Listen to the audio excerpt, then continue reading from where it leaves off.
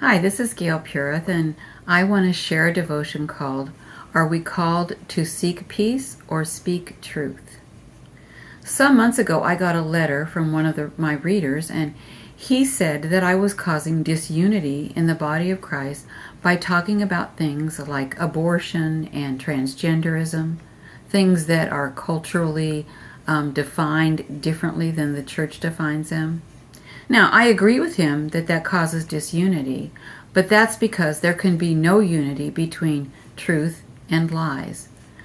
If we feel we're called to keep the peace, then we show that our worldly values are more important to us than our Christian values.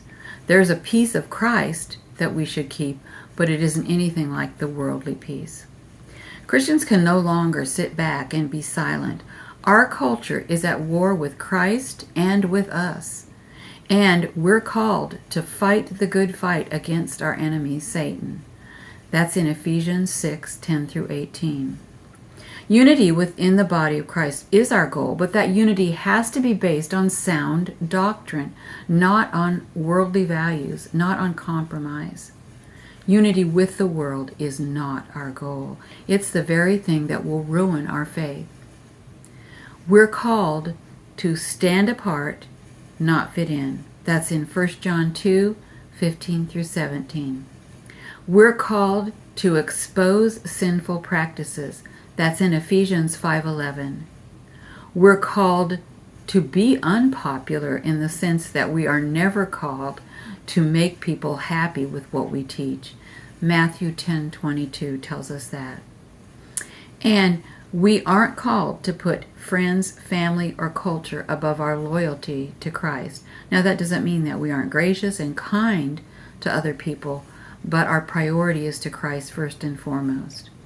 And let me add this important truth.